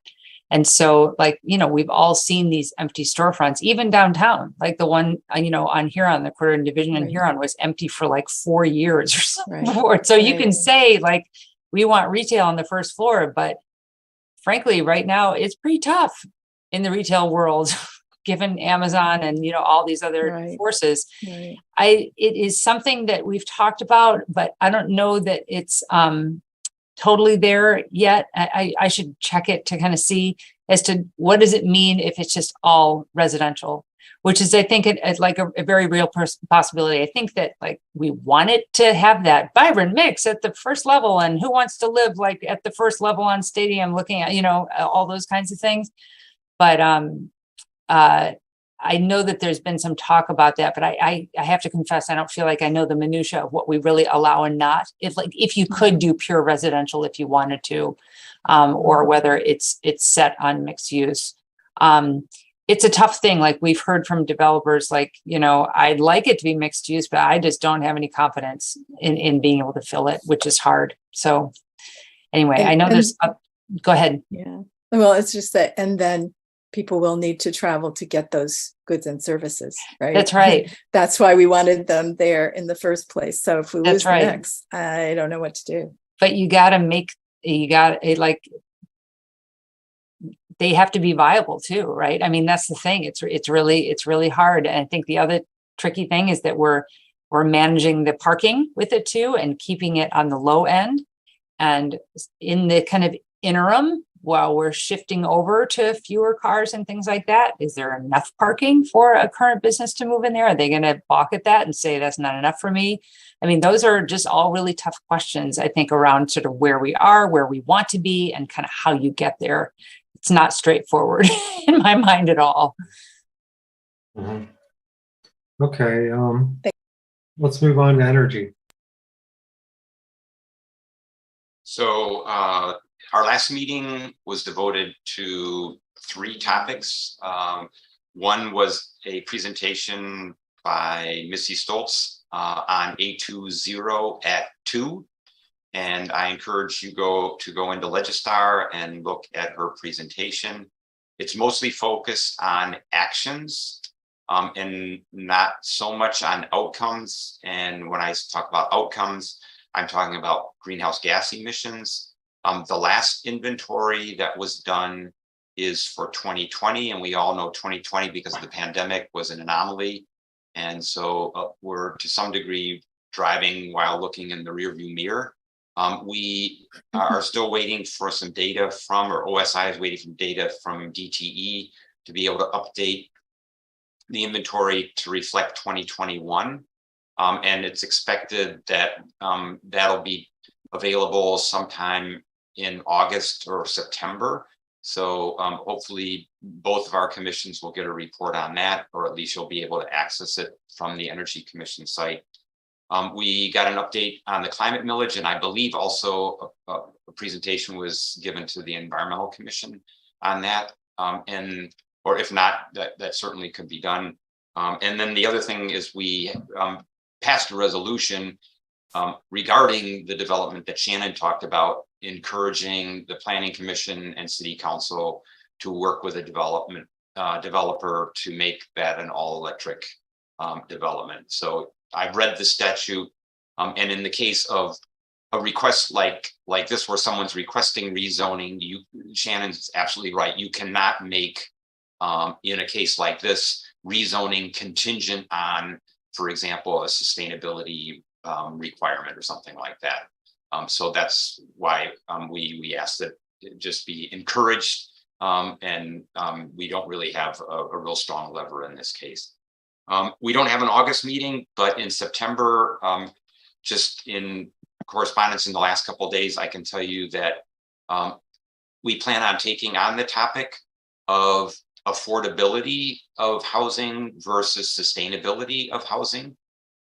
Brett has agreed to present at our meeting, and we're talking about the possibility, or Missy's going to explore it with maybe you, Shannon, and Brett, about possibly combining a portion of our meetings to talk about this. I've arranged for an architect and developer out of headquartered in Philadelphia that has done a lot of work, mostly in that area in New England, but in other parts of the country, to make a presentation. They've done a number of projects that are Passive House certified, several of which are also net zero. And those, on average, actually, there's a study done by the state of Pennsylvania of 268 projects that went through a state agency, comparing traditional construction to Passive House construction. And Passive House construction, which, by the way, is a very, very tight envelope, essentially high insulation, very well sealed, doesn't necessarily have to be net zero, meaning all electric, but could be. Passive House projects came in on average 1 or 2% below conventional construction. So he's going to come in and talk about their experience there and the design approach, and working with the team to achieve those kinds of results. But we feel that other than the paradigm and the experience here in the Midwest, and there certainly is a lack of experience, but other than that paradigm, that there is absolutely the possibility of having affordable, sustainable housing in Ann Arbor. And the other thing to remember, affordability is not just what I pay for my mortgage or for my rent.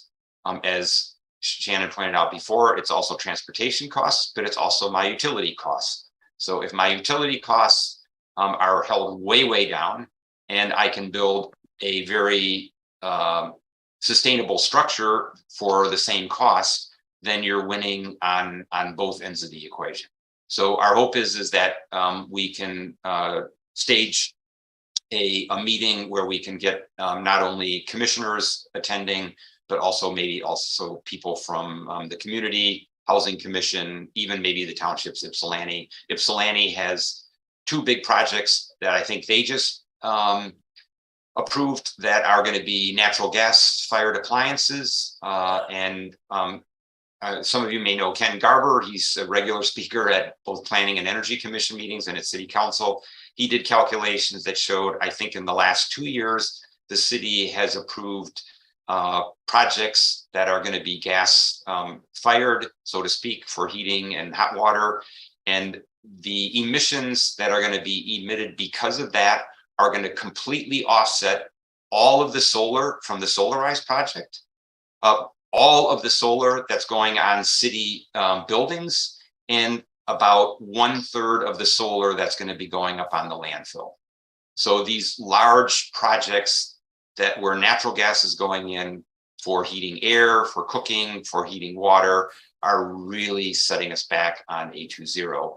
And Shannon is right, the building and energy codes really restrict us. I don't know about a case like creating a transit corridor, if there's anything we can do, but that's something we definitely need to look into, because if we do transit corridors, South State, Plymouth, Stadium, Washtenaw, and we have no control over whether or not those are going to be all electric or not, then we'll get limited benefit, put it that way. Because if they're not developed here, they're probably going to be done somewhere else, and those could be gas fired as well. So it's not like there's no benefit, but we're certainly not getting the full benefit of what we'd like to achieve. So that's an update from the Energy Commission. And I mentioned this before the meeting was called to order. Edie Juneau is moving to Washington, D.C. She had been our liaison, and I was the only person that raised their hand or was nominated to be the liaison. So you have me back. I was liaison for, I think, almost 3 years in a couple of years ago. So glad to be back with all of you. Yeah. You have to put Welcome up with all back. my questions and comments. Okay. Thanks, Steve. So, all right. So let's move on to Parks Advisory Council. Hey, we had a meeting last week. We had a presentation from the Council of the Commons about their progress towards the park in the center of the city. They're in the process of fundraising in order to be able to do an RFP. To figure out what we're going to actually do, how we're going to actually develop that park space. I think they're about halfway through. They're trying to, can't remember what the sum of money was that they're trying to raise, but it was around maybe $200,000, I think, in that ballpark. And then we had a presentation, once again, sort of a follow-up presentation on the new fire station that's going to be built, or the replacement fire station that's going to be built adjacent to Scheffler Park and its impact on the park. So just some follow-up. Our own Rita Mitchell asked some very good questions about that. So I think that's about it. It was a short meeting. Okay. Well, thanks, Ann. So let's move on to committees. Pollinators. Okay, I was going to share briefly. I'm aware of the time, so I'm going to share my screen. We did a survey of our registered NOMO-MAE participants, and I wanted to share what we found with you all, how NOMO-MAE 2022 went. We had 438 people register. We know that there were more than 438 people that participated, but that's the number that registered. And this is a map of those people that were willing to share their address. So this doesn't include all 438, but it's around 200 something that is represented in this map. And we asked these folks to share about how much area they left unmowed. And on average, folks left about 9,338 square feet in their private space unmowed, either for part or all of May.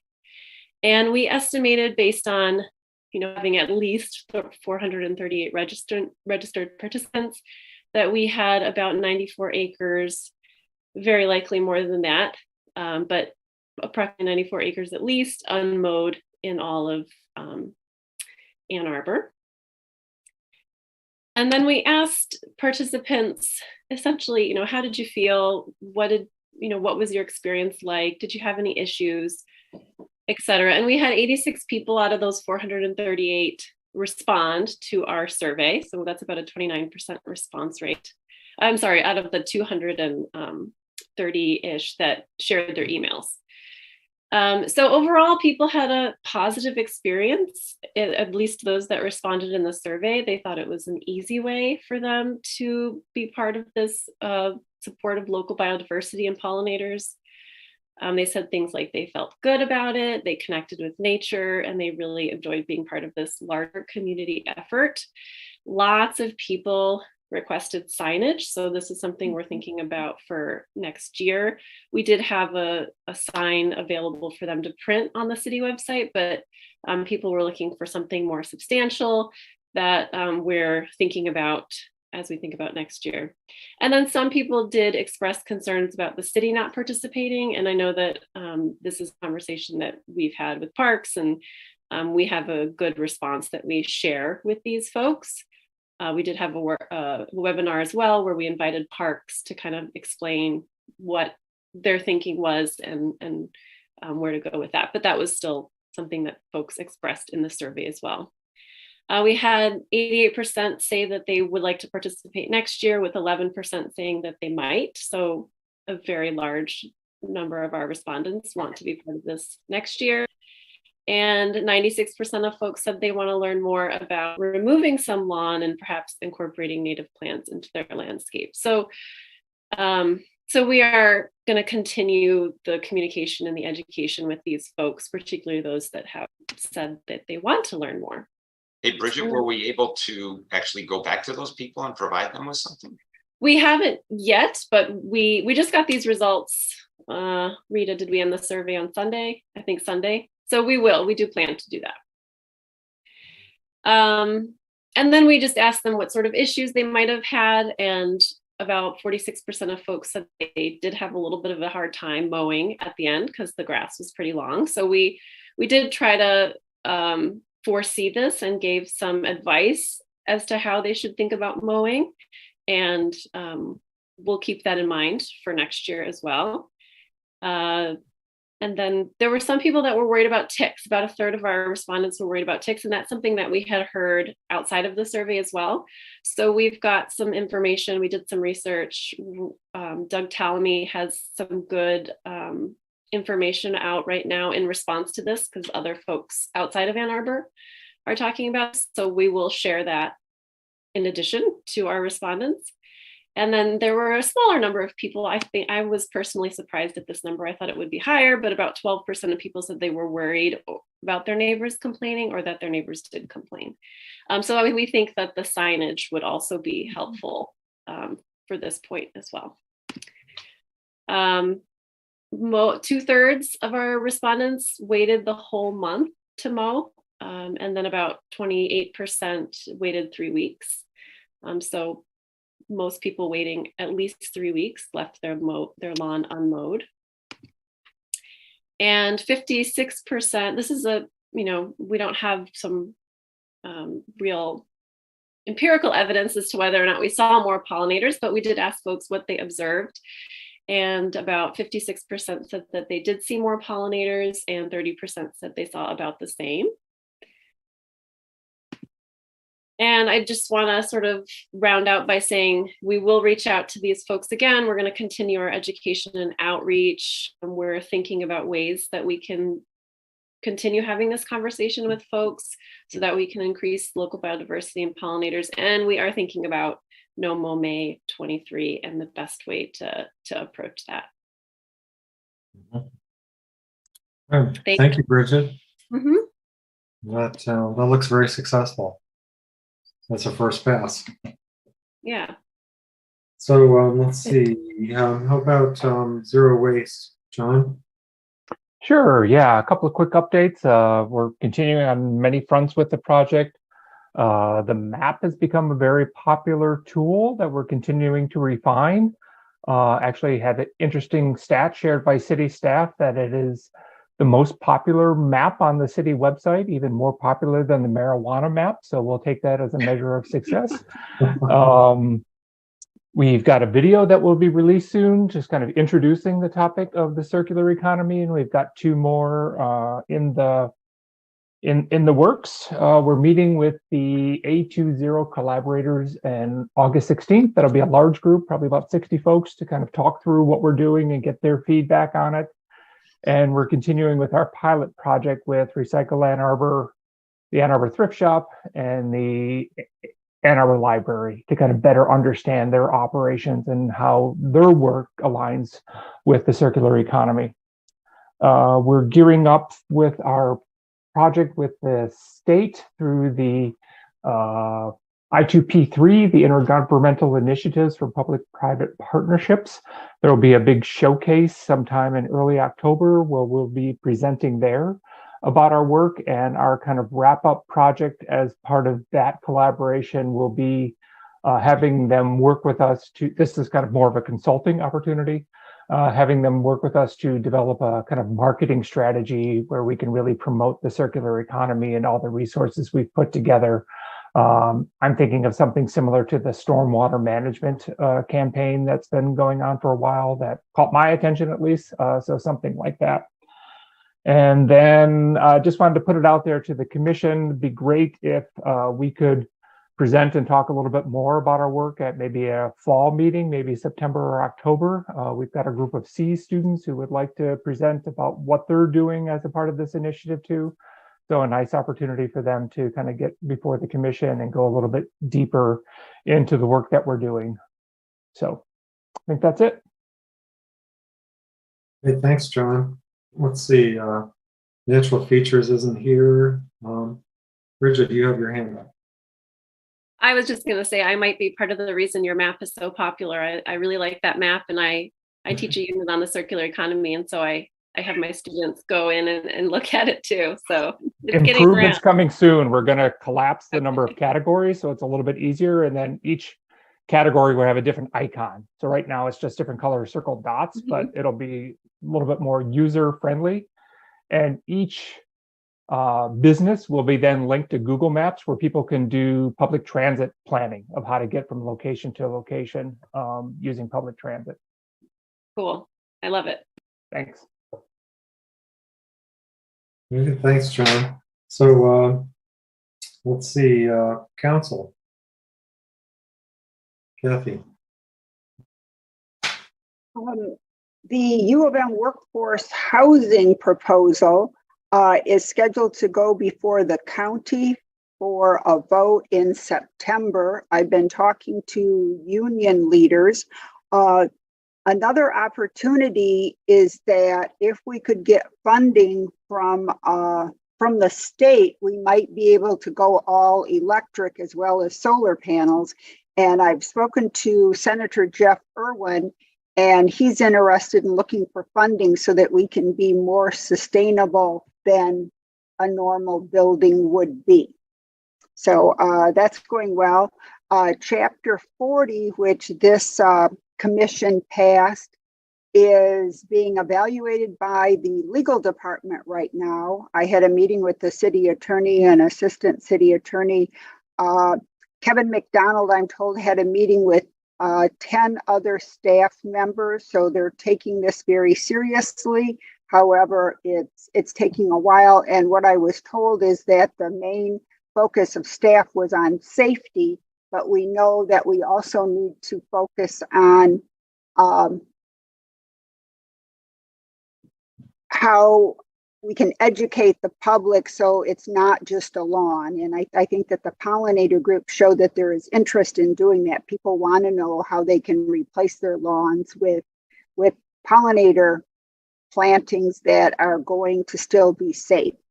There is also going to be a meeting that Missy Stoltz is chairing between A20 and Vision Zero, looking at conflict points and how we could possibly optimize the application of the two.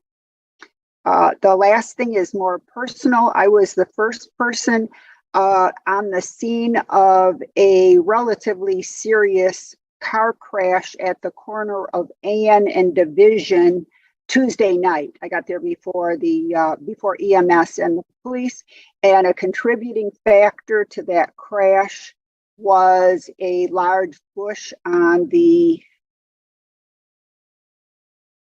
southwest corner of that intersection. And I'm not going to get upset tonight, but it is half a block from City Hall, and it's inexcusable that we have sight distance issues that close to City Hall. And so we're looking at how can we be more proactive, because we can't rely on the public to report all those sight distance problems, just like we wouldn't wait for the public to say, hey, my water smells, can you check it for toxic chemicals? I mean, we do have to be proactive. So I guess that's it. I can't think of anything else that the Environmental Commission has referred to council, but given the time, if anyone's interested in more details, just give me a call or send me an email. So Okay. Thanks. Yeah, thanks, Kathy. John, you have your hand up. Yeah, real quick for Kathy and maybe Shannon's interest and the general, everybody else too. The workforce housing nonprofit that I'm affiliated with met for almost an hour and a half with U of M CFO Jeff Chattis yesterday. And we made a pitch that the U of M could do a lot in terms of workforce housing on its properties, presented specific sites, talked more in general, but it was very clear to us that Chattis is most focused on housing along Plymouth Road. And I knew that transit-oriented development or a transit corridor was potentially in discussion for that area, and it sounds like that would be, they'd be willing to do that in concert with the city, or at least in consultation with and somehow compatible with that. We talked about other sites on Fuller and then around the hospital. They seem less interested in that, but that's something. And by the way, Chad has indicated that he had met with Administrator Dehoney, and they had discussed the housing, but he didn't go into any details of what was in that preliminary discussion. So that's something that at some point, it seems to me the city is going to want to talk with U of M. Both are doing comprehensive master planning. U of M calls it campus planning, but Plymouth Road seems to be a real opportunity. Thanks. John, was it workforce housing as well as student housing along Plymouth Road? They were not committal. They asked a bunch of questions about how they could do that. How they said that the university would definitely never sell the property. That would not ever be something they would consider. But they would consider, it sounds like, a lease and doing mixed income, mixed type of people, and not just all U of M students or not just all potentially U of M employees. They seemed open at least to that.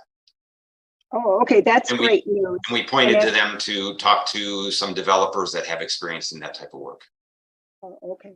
And that would mean if they maintained ownership of the land, that it would not go through the city for zoning or the city building department, which would probably speed up the process. Correct. But I hate to say that, but reality. That there would be a 99-year lease, and that, you know, if the university wanted to, it could get income from that. If they didn't want income, then that would increase the affordability, obviously, of those units. So, I mean, we talked about both of those options. Maybe we can talk about those offline. I just wanted to mention that we had that meeting. Oh, okay, thanks. That's really great news. Mm-hmm. Yeah, that's excellent news. So let's see. So let's move on to the chair's report. I only have two things to relate. The first thing is just today I got an email from Chris Vandenbach. He wants to resign from the commission as of now for personal reasons. And so I think we need to recruit another adult member.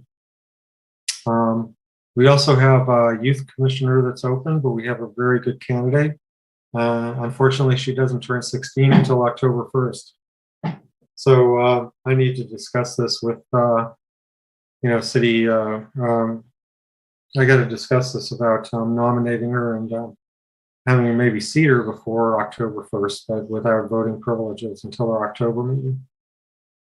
But she's a student pioneer, and she's very dedicated to environmental issues. So, and then the other thing is that I'm part of a group that's planning another trash talk tour. You know, we had one last year. It's being scheduled for September 18th. So I'm going to be leading the bicycle parade. So we're going to recruit like up to maybe 30 people to go on the entire route to bicycles. You know, we're basically visiting different places like Allen School, the MRF, the landfill, the We Care Center, some of the businesses along South Industrial, and then we're going to rendezvous at Common Cycle and do some sites downtown and the Kiwanis Exchange place out on Jackson Road. But I'll keep everybody informed of that. So that's scheduled for September 18th, which most importantly is not a football day, not a home football game.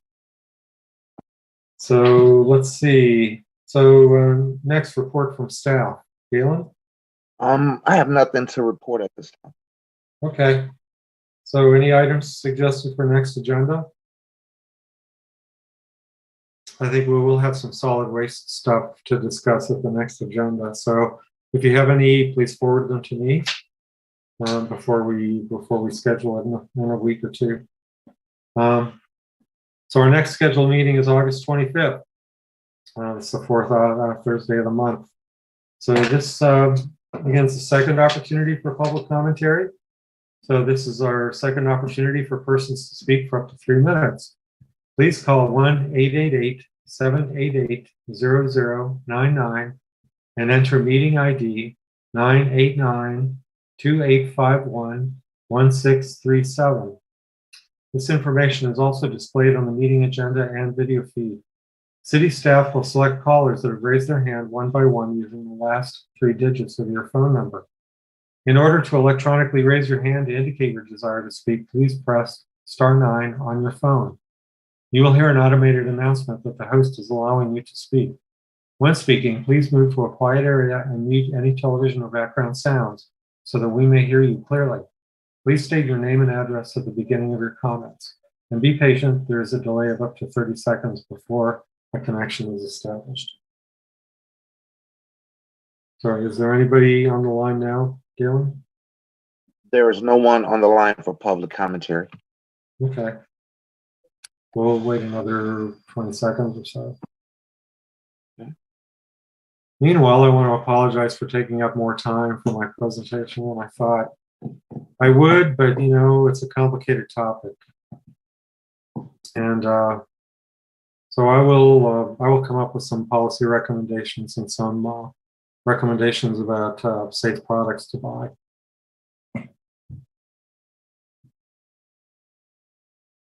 But you know, most of the authority lies in Congress and the state legislature. And, you know, as is correct with the Constitution. Is there anybody on the line yet, Galen? There's no one on the line. Okay, well, thank you. So this ends the second public commentary period, and so I adjourn this meeting at 9:16 p.m. Thanks, everybody. Bye. Thank you, Steve.